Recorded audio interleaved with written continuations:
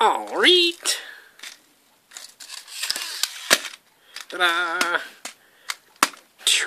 Right, I thought I would use this guy to introduce my next video, and kind of go along with my old Transformers GoBotsy thing. I thought I would show off a whole load of rocks.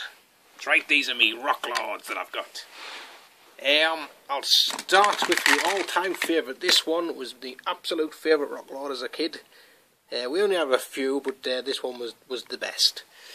I kind of never really understood the draw to rock lords whatsoever. I mean, it kind of summed up best when in Big they've got the kind of building that turns into a robot, and it's kind of like, well, who would want to play with a building? And I guess rock lords is kind of the same, you know. I mean, who wants to play with a rock, really? But this one was really cool. I mean, he has the snake kind of thing going on with the kind of visor. Pretty good leg articulation for a rock. Shame apart from the little gimpy arms, although I did always quite like putting him kind of like that, as if he was carrying a couple of carpets that had gone missing, you know. So that was him. And here's a red one, which you can see his eyes on the front there already, but obviously when you're picking up a rock, you're not necessarily looking for its eyes there. And his legs fall out, and his arms fall out and fall down. I'm just going to quickly transform these all into their kind of alternate from a rock mode. So this is mouth there. And they're all roughly similar size. This one here is a nice grey rock from the moon, I guess, or wherever grey rocks come from. I'm sure my orthodontist git professional woman Debbie McGee will be able to tell us. And he's got nice purple limbs, him. I mean, you've never seen a grey rock? A grey rock? Not really, no. Never. Why would I have seen a grey rock? So there you go. It's like a grey rock when they get old and all the colour's gone out of them. It's all grey. Right. There you go. He's quite like a funny looking one, I guess. I mean, not that there's not a not funny looking one. And this one's like a flat one here, so he'd be quite good for skimming across the water. Can't fill up there, because with these you want to see the texture. And I like the fact that he kind of has his hands on his head, this one. So you can like unfold his hands out. And there's a little button on the front for his head to do a reveal.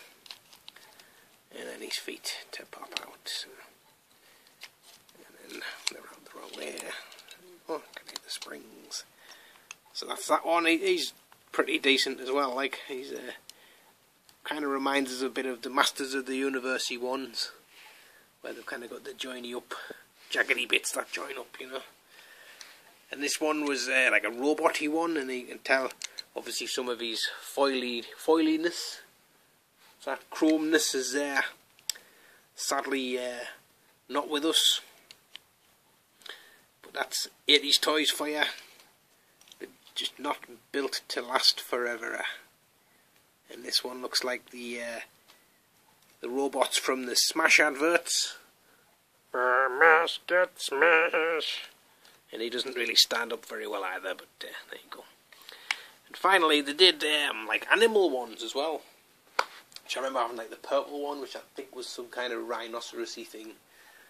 Although actually the dinosaurs would have been like possibly a stegosaurus or something, I don't know. And this one is a pterodactyl, although I always kind of got confused with why it started with a P. Anyway, that's about me, not you. And so you start by pulling its head out like that, and you've got the pterodactyl head. And one of the things that was really kind of freaky about these is when you opened them up, they kind of had the bones inside, which as an adult I can kind of say, well, yeah, obviously, you know, kind of like it's a dinosaur in a rock, so therefore, obviously, dinosaurs, when they're discovered, are just bones and la-di-da. As a kid, I kind of thought, like, oh my god, like, why is its guts and things not hanging out, and it looks really freaky just having an open rib cage flying around there, and wigged us right out. So you can even see his pelvic bone at the back there, and And these feet come out. Rather big feet. So these ones are like a slightly larger, I guess. But then again, you'd expect the dinosaur one to be slightly larger. And finally, his tail, which is quite stiff. There you go. So there's the pterodactyl one, flying past, and we'll stick him on there so you can see he is somewhat bigger. Oh, sorry, I've just knocked you over. So that's me Rocklords collection, now transformed into, obviously, various animal-y, people-y dinosaur things. As a rough guide, how much would you normally pay for these? I mean, I've picked all these up when I've gotten them for like really like dirt cheap, or in other collections of stuff I've picked up. I did see one in a charity shop about a month or two back, and they wanted like £1.50 for it, and I just passed it by. I just thought, nah, that's too much. But you know, maybe that might be the price they're worth now, I don't know. But anyway, stay tuned for more other stuff, and I'll catch you all later on.